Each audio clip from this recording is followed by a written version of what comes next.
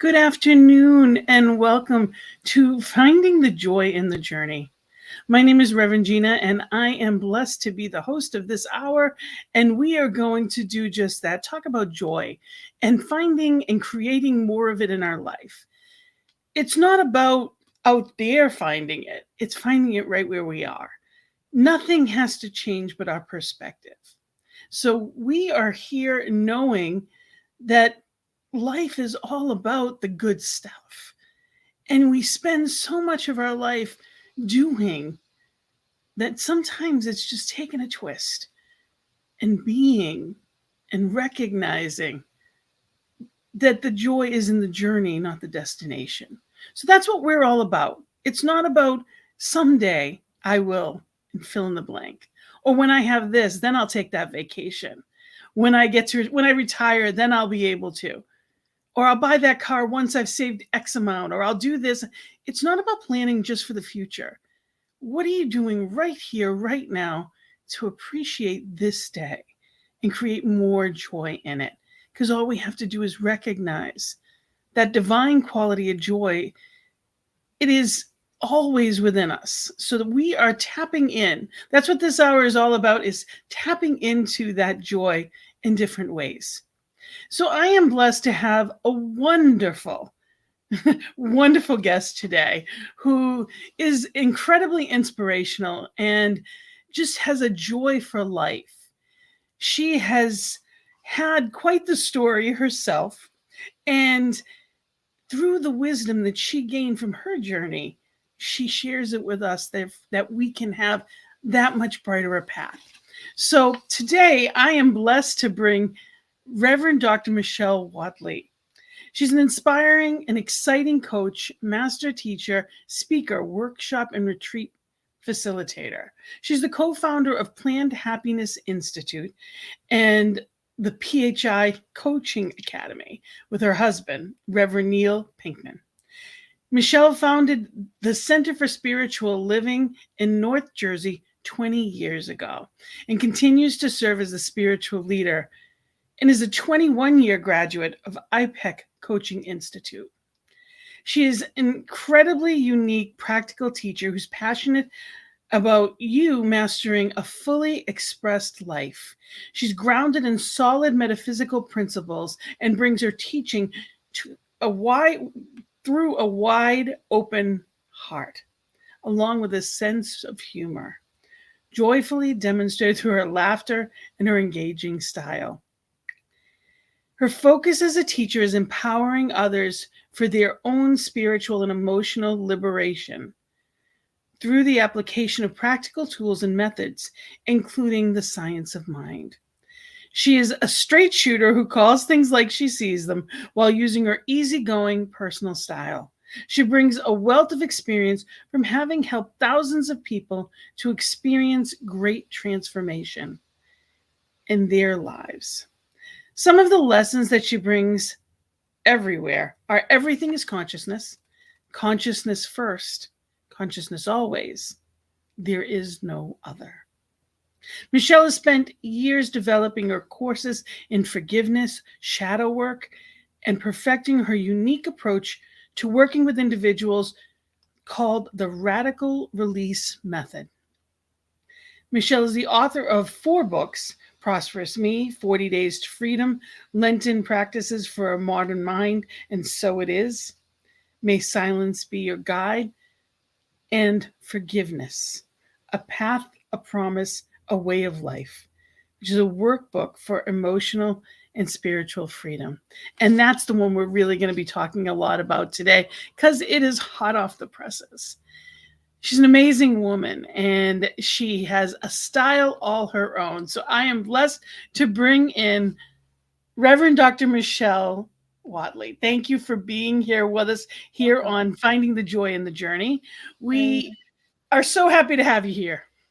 Well, it's good to be here, and it feels like home since I had the year of doing shows for New Thought Media, which was really a lot of fun. So it's good to be back, and thank you, Gina. Thank you. And you've been here before. You have been on our show before, this show before as well. Yes, yep, yours and Reverend Sherry's, and once with, oh my God, oh, the new minister from England. Oh my God, Reverend Laura. Laura, right? Oh my God, yes, yes, Laura yes. Topper, yes, she's a Her name, yes, yeah. So wonderful. I have played, and I love when Robert asks me to come on. So it's always fun. Absolutely. So today we are going to cover, I'm sure, a bunch of different topics because it always goes wherever it goes. But I'm really excited. I'm excited about your new book, and I want to share with people. This is the this is a couple. This is a couple of her books, but forgiveness is the main one that we're going to talk about today. This is a workbook, a path, a promise, a way of life, and you just received a copy, right? Didn't you I'm just? Was it up there yesterday? on my shelf. Yep, it is. It's not even officially out yet.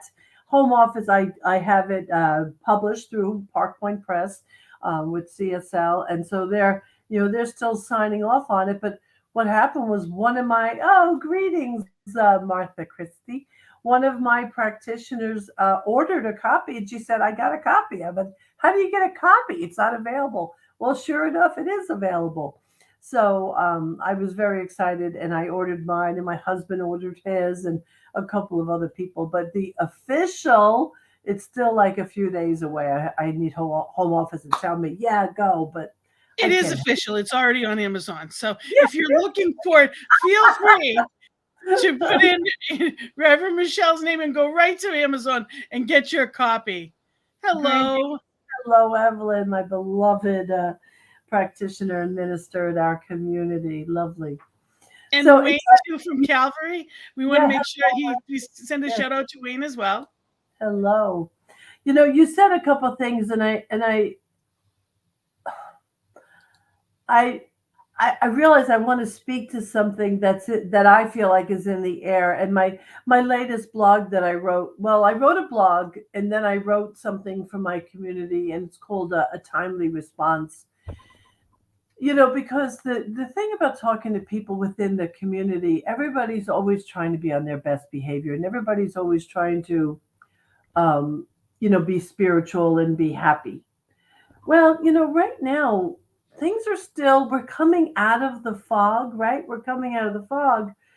But I just don't want to talk to people and act like they're supposed to be okay when they might not be feeling okay yet. And I just want to say that. And if you're not feeling okay yet, it's understandable. We've been through a crazy few years. Our Trauma. world as we knew it is, Trauma. yeah, yeah, there's been some trauma. Yeah. And everything's different. Nothing is as it was. So I just, that doesn't really have to do with forgiveness, although I could easily tie it in. But it's just, I really want to say to everybody who hears this, dear God, please be gentle with yourself. Please be And gentle. even when there's no underlying anything, please be gentle with yourself. Yeah. However you feel, Yeah. you're supposed to feel. We are not about spiritual bypass. We know on an inherent level all is well. Joy is at the center of our being, but it Right. is not always our current experience. Right. Right. So it's not about pretending, it's Mm. about being in a place of allowing ourselves to be where we are and make our way out of it, because covering it up keeps us there. Right. Right. Yeah. There has to be, and then what happens is somebody will say, well, what about when you pay, because it says that whatever you pay attention to grows. And yes, that is a spiritual fact that people teach.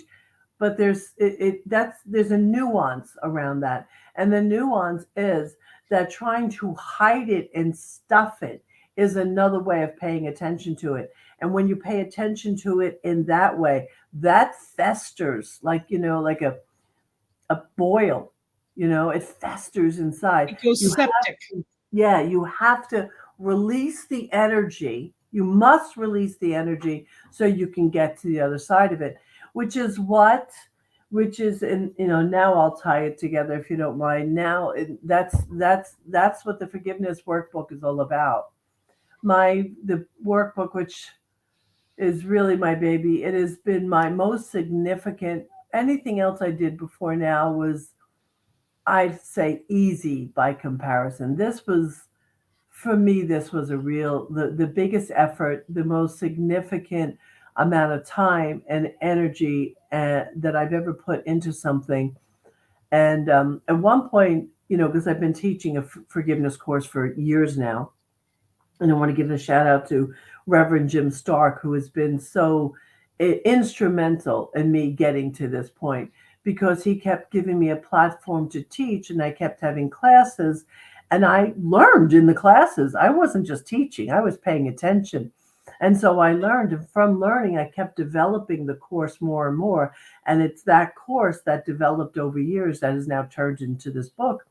And when I first got the advice of a colleague of mine, and I sent him the document, he's in publishing, and I sent him the document. He looked at it, he goes, okay, he says, but it was about 20,000 words at the time. He says, you need between 50 and 60. I went, oh my God, you want me to more than double it? Well, so that was the task. And how do I double it? Not have it be filled with emptiness. I want it to be meaningful.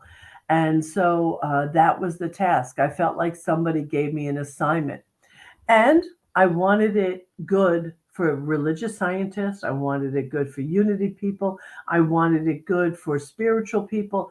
I wanted anyone to be who was in the realm of spirituality and metaphysics. I wanted all those people to be able to pick up this book and and dive into it and find themselves on the pages. Um, and and I do believe I've done that. I do believe that I have done that. Well, It was oh, I'm sorry. I think, we teach what we need to learn the most. Like we teach what's, I believe that we're in it for a reason. The reason why we've been drawn to it is because we need it. And I know I've been through actually weekend workshops with you, as well as I did this past weekend. I was in your Saturday workshop on forgiveness. And, you know, every time we look at a topic, oftentimes different things come up. mhm, It doesn't become, for me anyway, it's not, even if you're looking at something again, it looks differently mhm, because it's an allowance. It becomes more natural. It becomes easier to do when you get in the flow of it. And for me, I know self-forgiveness, that's been the path that has in my experience been least spoken about, but what I've needed the most. mhm, mhm. Can you go Um, into that a little bit? What is, for people that don't necessarily feel like that's their stuff? What is that? What is self forgiveness all about? huh. I have been on this planet now for 65 years. I have three sons, three grandchildren, two husbands. Um, I've been through many relationships.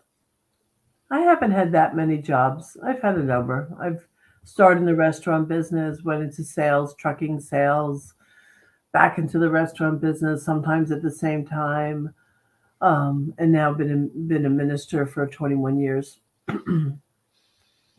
When you live that much life, you create, if you have opportunities to make mistakes.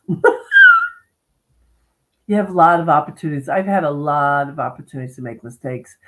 I came out of a I came out of a life situation that was really one notch away from white trash. I'm not trying to be funny or be dramatic here. I'm just saying what is. My life experience, my education level, which is nil, as formal academia goes. The education of my family, both my mother and father. I don't think my father got past sixth grade, and my mother didn't get past eight. We had a abusive, alcoholic household with too many children and stories, ugly stories that I don't even know all of them, and I wouldn't want to tell because some of those stories aren't mine; they're my family's, and and they're my siblings, and I only have one living sibling to even that left of that clan. I'm one of seven. Out of all of that, I I just kept I just kept stumbling over myself and stumbling over myself, trying, and um, it's not Nona Brooks. What's her name? Emma Curtis Hopkins. She talks about how when we're trying to just get through, that sometimes in trying to get through, we do the best we can, but we bump up against people. We don't mean to do it. Well, the truth is, when I look back at the things I did to survive my youth and then to try to be a young adult, I had no clue.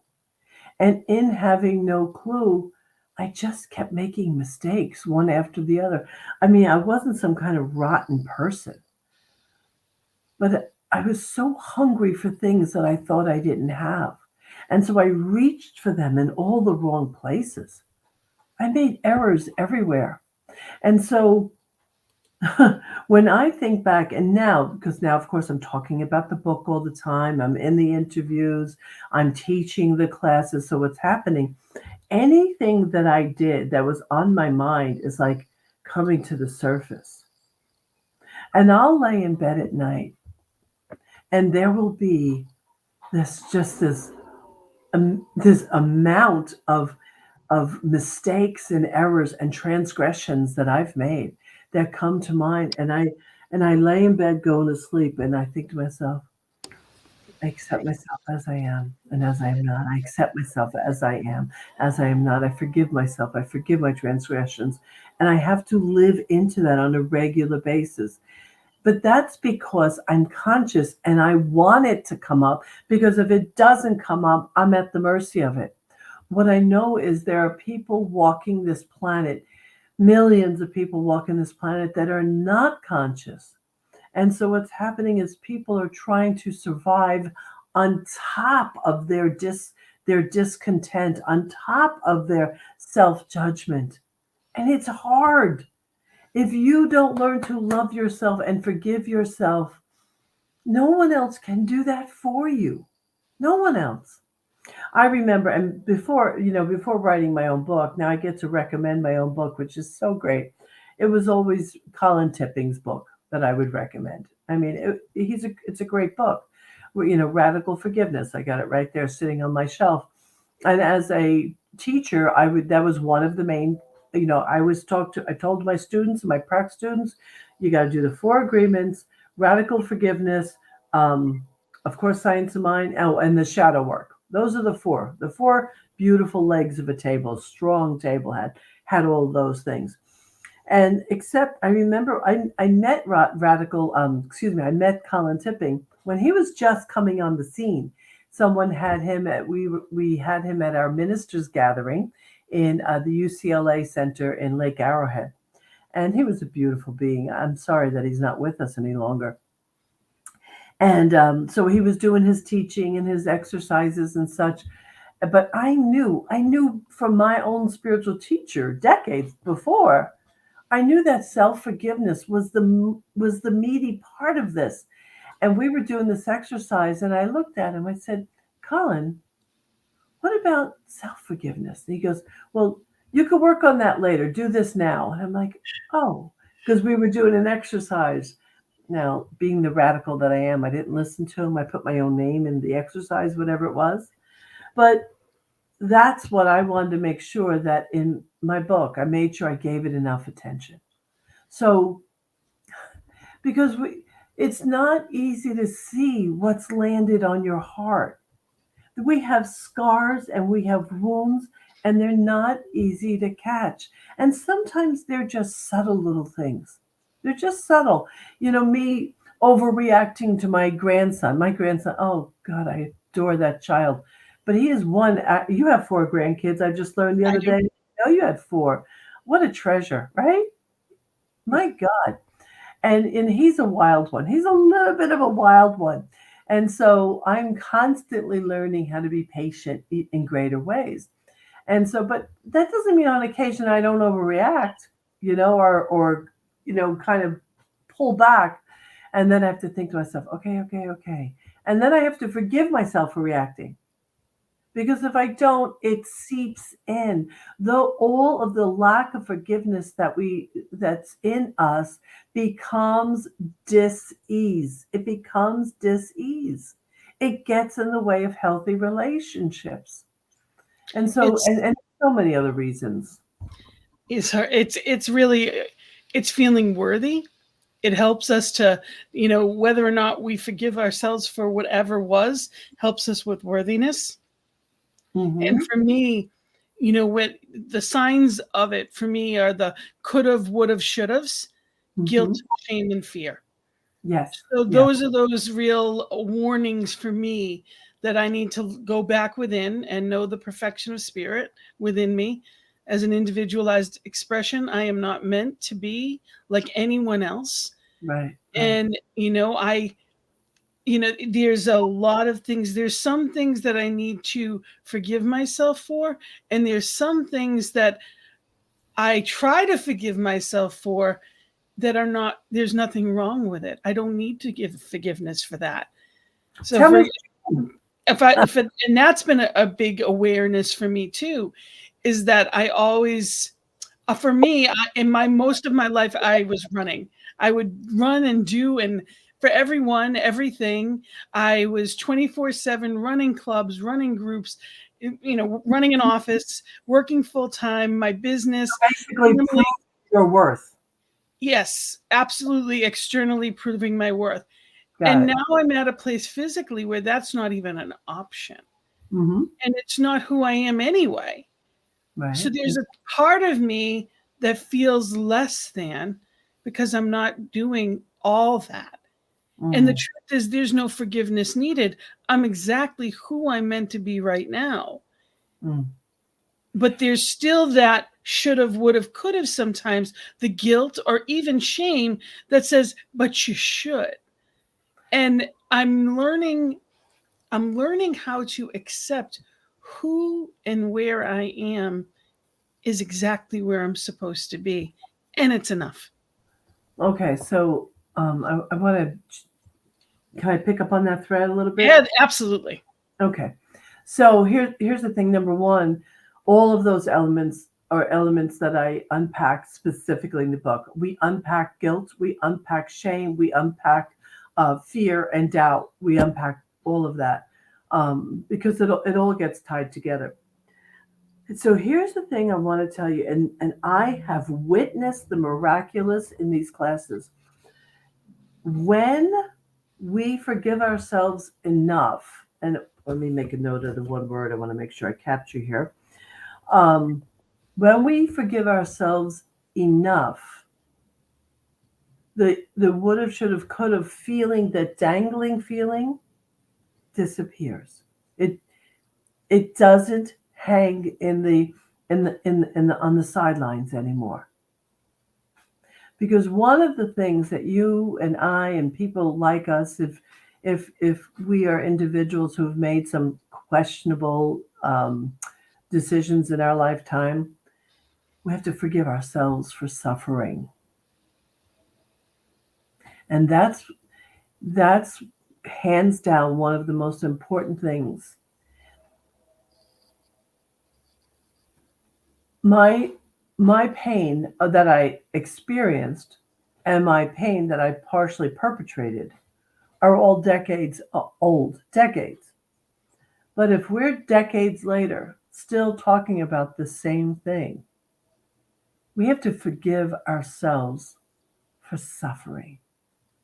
And that's what I feel like I hear in what you're saying. It's about forgiving yourself for the suffering.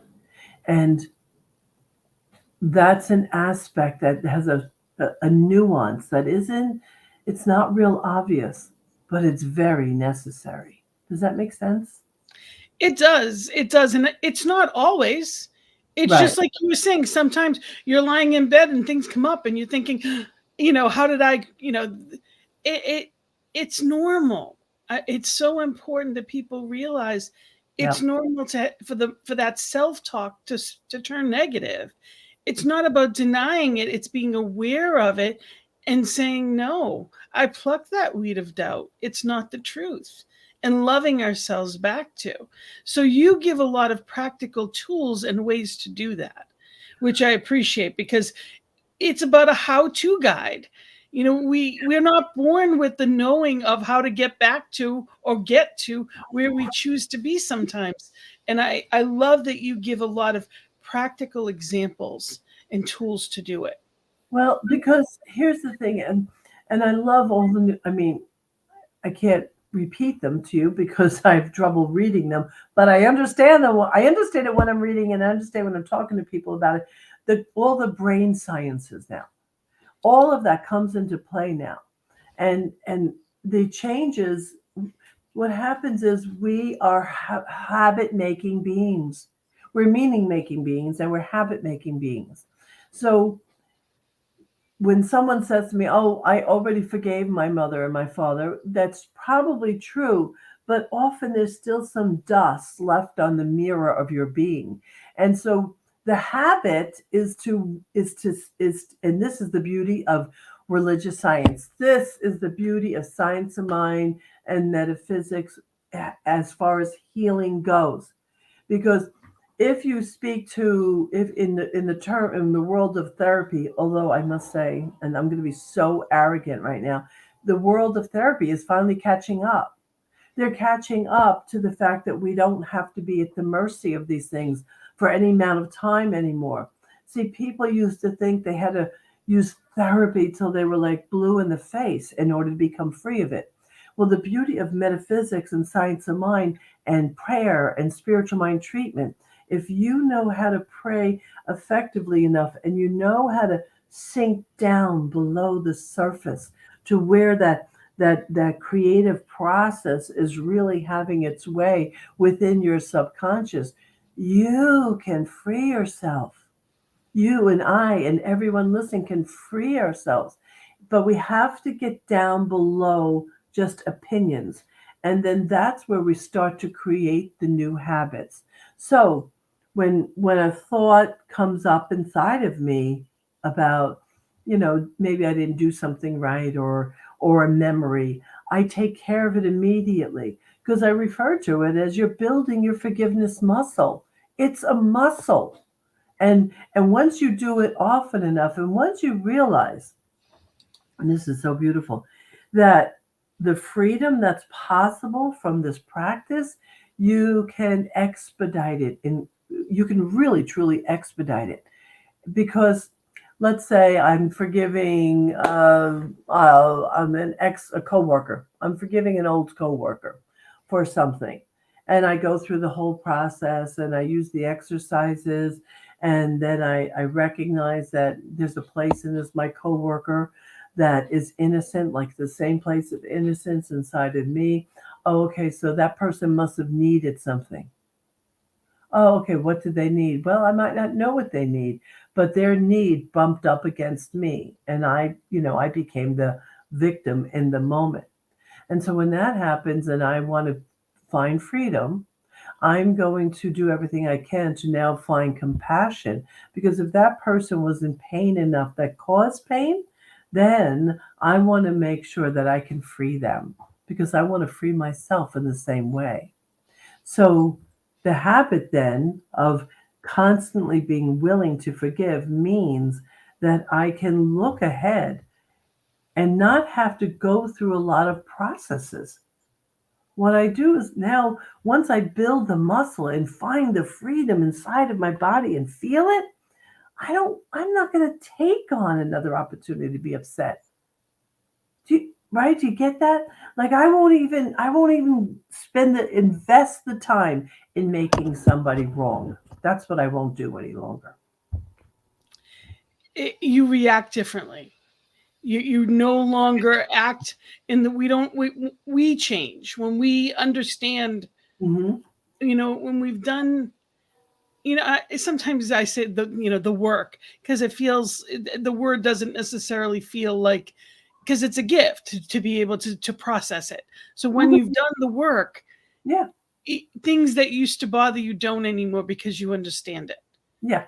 Yeah. And I think that that's also important when we look at our society today, because there's that us and them mentality, unfortunately, especially politically. Yeah. It's so important to know that, it doesn't matter what you believe, I still love you. Right. And when I can look at whatever it may be and say, but I still love this person because we are one. There's only one of us. So if I'm against you in any way, then that starts stuff up in me. Mm-hmm. Mm-hmm. So this work that we do doesn't just go to specifically, the circumstances of my coworker or even of myself. It's being able to accept, you know, people as people, and love them no matter what, Mm-hmm. and not necessarily take everything personally. It's Not. what Yeah. you do is not about me. Yeah. Yeah. What you do is not about me, it's about you. Yeah. Yeah. Right. and Right. and it doesn't mean we're perfect at it. It's a place to start. It's a But when we practice. It's a yes, practice. And that's why in the name it's a path of promise and a way of life. Actually, it doesn't say the practice, but it is a practice. But the way of life thing, because you'll always have an opportunity to forgive. You're always going to have a new opportunity. But what I'd like to do is I'd like to give a major piece of the tech. I call it the technology that's in the book that I speak about all the time. And you and I spoke about this last week.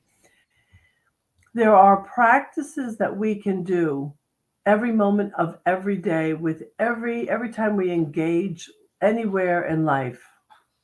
if you don't mind, I just, before you get into that point, Martha says, as part of domestication, we're taught that we're either more or less than. Yes, Neither is true. right. Practicing forgiveness of self and others helps us to be right sized. Love, perfect, whole, and complete. Beautiful, Thank you, Martha. Martha. Well said. Hey, Martha, I hope you're going to church on Sunday because I'm going to be there. So, she's in your community or she's in the She's Concordia, in right? Concordia, correct. Yeah, yeah. Hopefully, I'll get to see her on There's a Sunday. party at Concordia for anybody that's in the Northeast or wants to take a trip. There's a big party at Concordia on You Sunday. better So stop weeping, Alan. come on down. Concordia Centers for Spiritual Living is actually in Rhode Island. So by all means, we'd love for anybody to join us there this Sunday. And it's also online as well. So we're going to do CSL Greater Boston is also going to be a kind of a Yeah. joint service there. So it's exciting. Woohoo. So she'll be there. Good, lovely.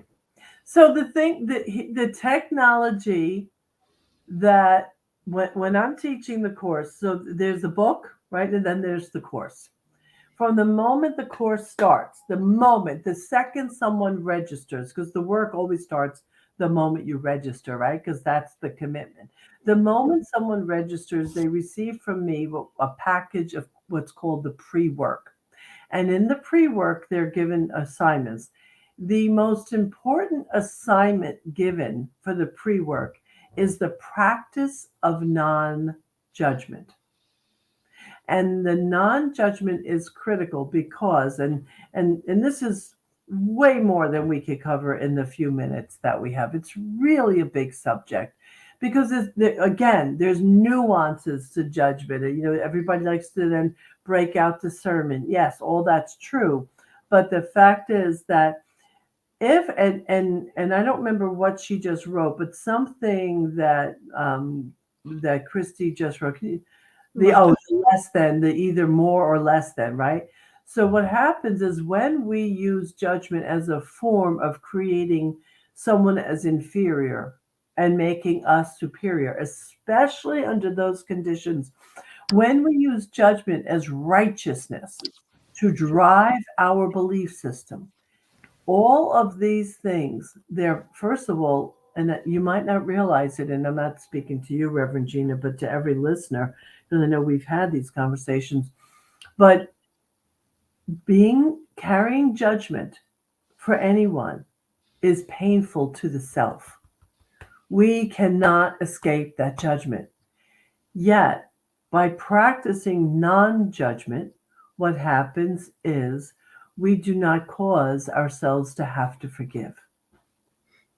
So there's a couple of tools I'd like to give. One, if you're willing to practice it, start it right away. And it starts by watching your mind. We watch the tendencies of your mind and see why, where you judge, who you judge, what you judge. Like pay attention to all of those different things. Feel into them, pay attention. And then as you kind of get a grasp and you see your patterns and the trends, what you start to do is you practice like this. You notice the judging is about to start and you say to yourself, it's not good, it's not bad, it just is. But it comes up again. Up, nope. It's not good, it's not bad, it just is. And when you do that, you loosen your hold. You kind of pull back and you loosen your hold on that judgment. When you do that often enough and you create a new habit, you kind of open this space. Things become, there just is a freer space inside of you.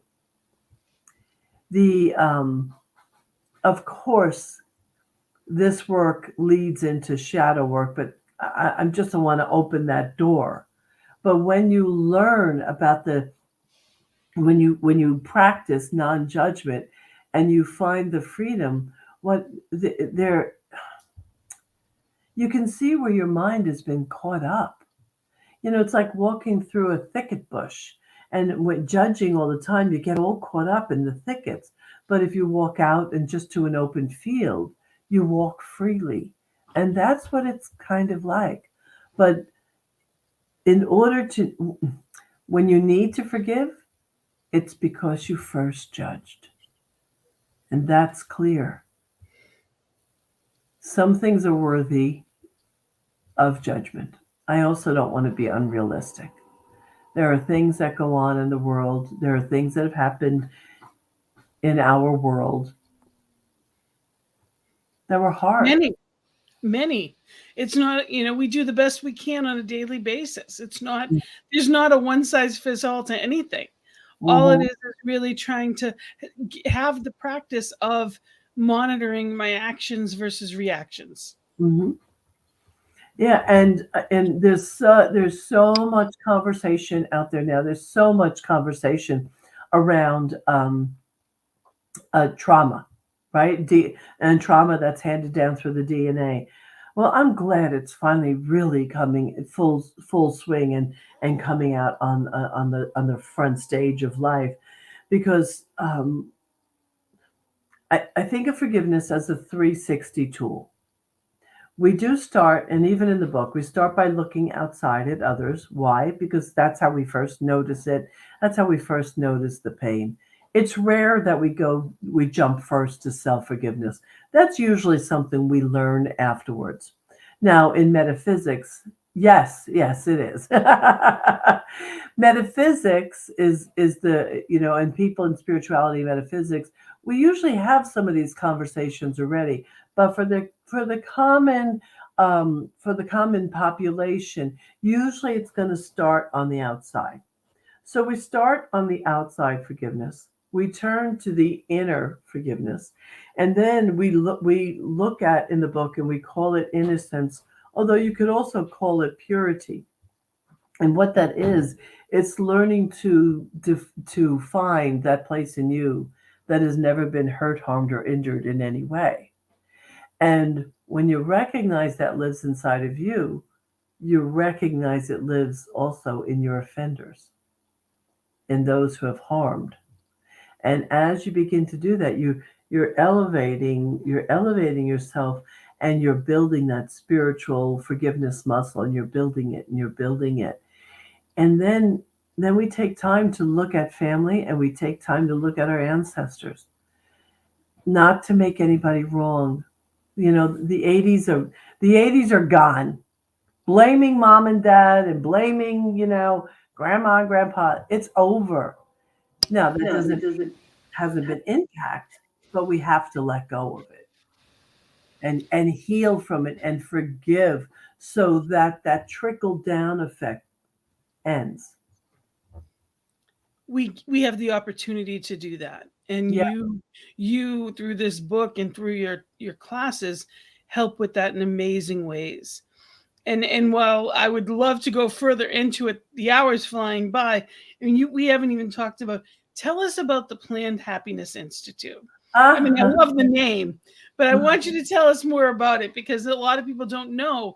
So I would love for you to share more about it. And Evelyn just has a comment before we go into that. She said, finding the innocence is not so easy when you think the other person did you wrong. Exactly. right. So it's being willing to be willing sometimes. Yeah.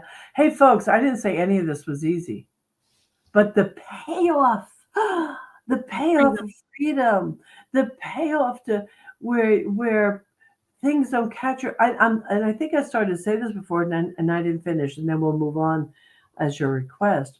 I have watched relationships change like miraculously, where someone practiced forgiveness and we did deep prayer work and we worked with the subconscious and where the pain lived in the subconscious.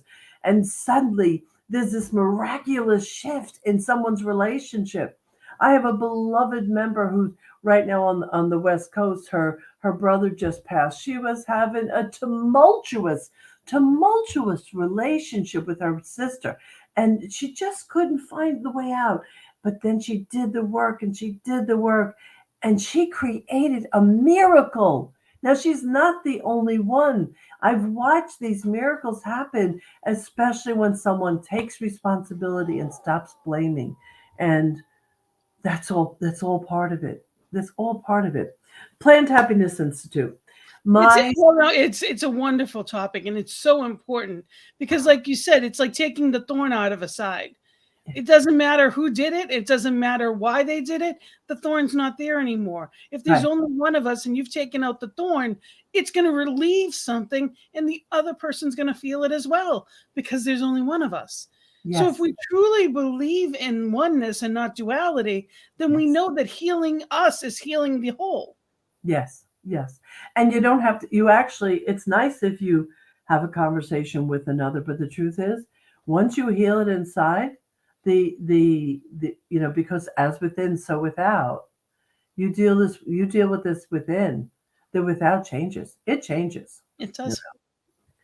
So, Planned Happiness Institute was the name of the community that I grew up around when I was knee high to a grasshopper. She was the woman. Her name was Reverend Dr. Reader Sperling Rogers. She was ordained by Irvin Seal. Not everybody will know who that is, but Irvin Seal was he was ordained in Churches of Truth, and he was one of the first people to translate the Quimby manuscripts. Beautiful being. He was a beautiful consciousness. Oh my gosh. And the Plant Happiness Institute was the name of her community. She passed away, oh God, 20 years ago, maybe a little bit longer, and no one kept her 501c3, the Plant Happiness Institute, alive. So when I decided that I wanted to have a place for my educational, for my passion, my husband, that God bless him, Reverend Neil Pinkman, he did the investigation and he found out that the name was available. And here's what's in that name. You and I were born perfect. You were born perfect. You were born whole, perfect, and complete. And then sometimes life happens. So sometimes it doesn't appear as if you were born whole, perfect, and complete. But the assumption of that perfection always lives at the heart, always. And so, Planned Happiness Institute, the implication there is that you were supposed to be happy. The plan to be happy was in you all the time. And so that's the name, that's what that's about. And that's where I teach now my forgiveness courses, my shadow courses. We do the coaching. And nope. Nope. Uh, uh, No, is that not it's really revjerseygirl@gmail.com. I don't really use that email. Sorry. I okay? miss, is it I on the went web? by your website. Sorry. That's all right. I'll give you. It's Planned Happiness Institute .com. Yeah, it's that. Yeah, I just don't use that email. I use revjerseygirl@gmail.com. Okay. Don't want to let go of the Rev Jersey Girl. It's too precious to me. But yeah, that's the Planned Happiness Institute, and for me, it's a homage to my spiritual teacher, because she saved my life, because that's where I learned to practice forgiveness. Mm. And she had me on the forgiveness path early. She had me sitting. I want you to imagine this. She had me sitting in a workshop with my father, who was abusive, doing a workshop face to face with him. I was 19 years old. So Wow. at 19, I got to start that healing process. I mean, I am the walking, talking evidence of forgiveness. I really am. Because I could be curled up in fetal position on a floor, drunk, taking drugs, and condemning myself and being a rotten person if it wasn't for that opportunity. I could be all that, but And I'm the not. healing work, as hard as it was, not only it saved your life, but it gave you a life. It gave me a life, and I'm happy to see the residual effects.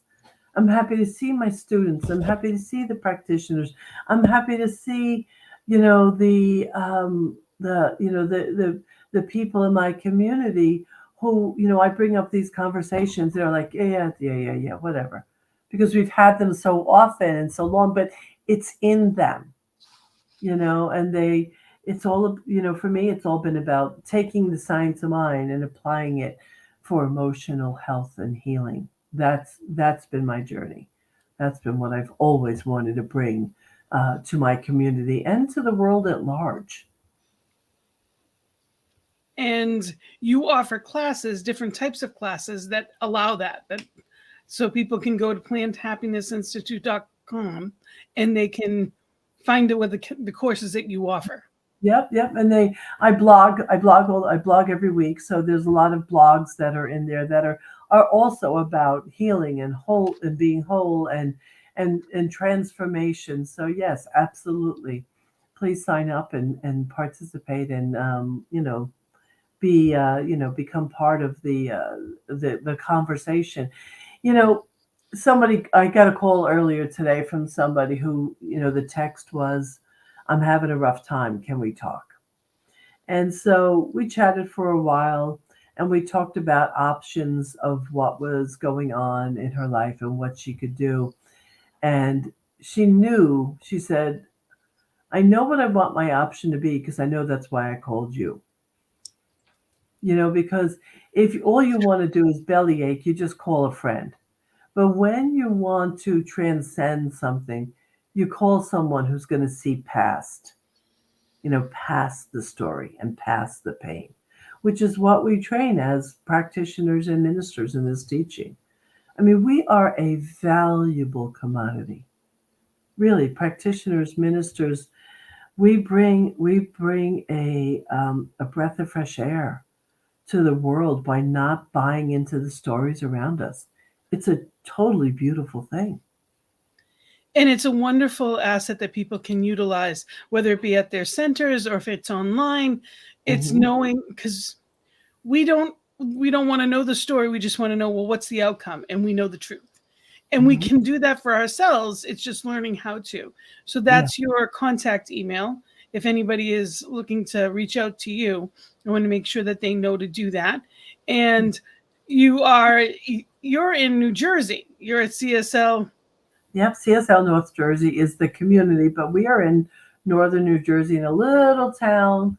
Not so little. I've now learned about much smaller towns, but we're in a little town called Denville. It's a little lake town. It's sweet and um, Martha said, "Wow, what a blessing!" And then she said, "And in turn, you've helped countless others." hopefully, my hope and dream is that I can just incite in others to remember that they don't have to suffer. Suffering is an option. Yes, It's it's an optional. option. It's not required. And when we learn that, and when we do our healing work, and we do our forgiveness work, we really find freedom from those things. I want to leave a path behind me of just happy whole people, happy whole people everywhere. You And know, you do coaching, and you actually work with people in sessions, and you also do. I know you also train trainers. yes. You actually coach coaches. So there's so much that you do and you offer. So I encourage people to reach out to you if there's any questions or anything at all. I know that you One are. more time, Gina. Excuse me? You show them the book one more time. Absolutely. And just so if you do look for it on Amazon, yep, it's Forgiveness, a Path, a Promise, a Way of Life. Yeah. I just punched in your name and it was there. Oh, really? Oh, cool. Just punched in your name and there it was. So, definitely it is definitely a gift to be able to use as a resource. And it is an actual book that you write in. It's a workbook. Yes, And it's a word designed that way on purpose. Yes. and I have your other books as well, which are wonderful. So I encourage you to look at all of her stuff because it's all there and they can all, people can go right there and take a look at it. And you offer different types of workshops and you offer all kinds of stuff. So they can get on your, how do they get on your newsletter? Right there on the Planned Happiness Institute, there'll be a place at the bottom. They could sign up for information. I send out a newsletter once every 2 weeks, really. Although I do blog on a regular basis, so they can get the updated blogs and they can get the newsletter. The and I will travel. I've done a lot of work with many communities for practitioners and working with staff and ministers. So I'm happy to travel, and it's my passion. It's really my passion is to help you feel like you love yourself more. That's my passion. My first time meeting you was actually on a weekend retreat that we did that you had led for us. We had the first day was just practitioners and the second day was for the community. And it was amazing. So I encourage people to contact you for their centers as well, because they were full day classes and there's such moving experiences. So I definitely encourage people to reach out to you. And I'm just so grateful that you're here. And, they can also go on to, what's your website for your center? CSLNJ.org. CSL. Wonderful.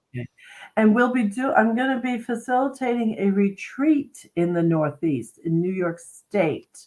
So there'll be some information coming about that. I'd love to have you guys come and be at that retreat also. I will definitely put that out and announce it at the time. You also have a Wednesday night conversation that you open to people via Zoom.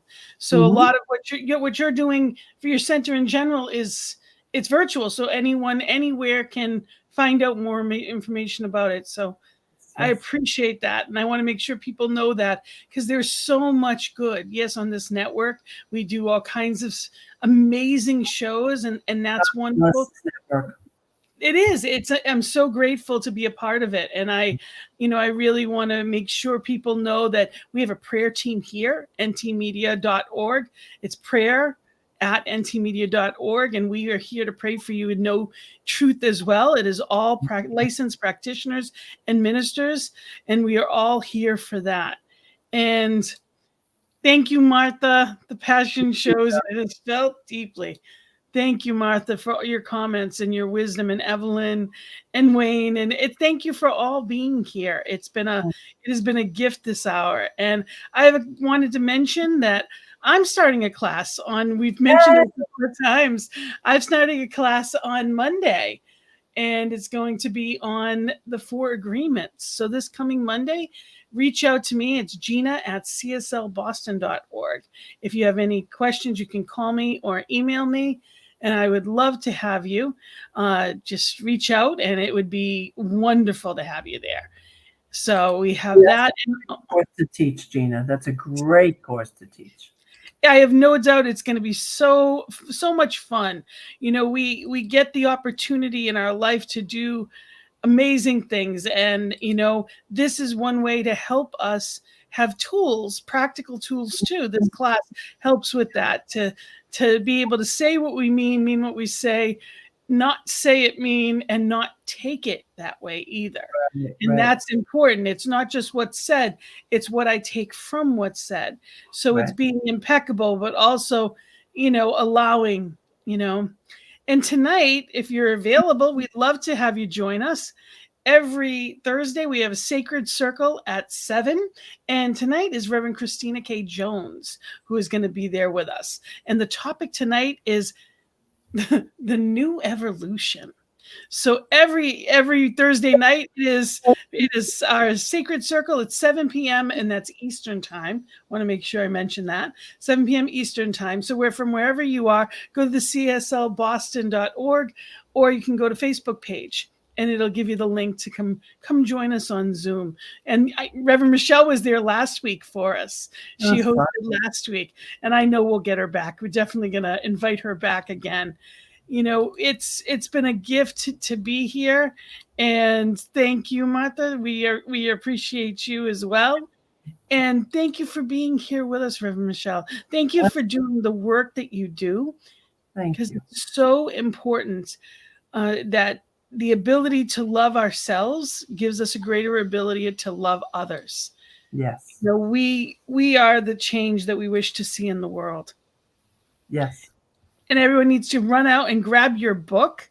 Absolutely. And I know there will be you'll have different workshops going on this. And I had one this weekend with you. It was wonderful. So I encourage people to make sure, that they come out and really give yourself the gift of healing. Give yourself the gift of healing. So thank you. And one more time, I'm going to put your contact info out there, and know that people can reach out to me as well. By all means, I'd love to hear from you. So thank you. Thank you for playing with me again. And if you are in the Rhode Island area, Connecticut area, come see us on. Join us. Yeah. We're going to have a great time on Sunday morning at 10 a.m.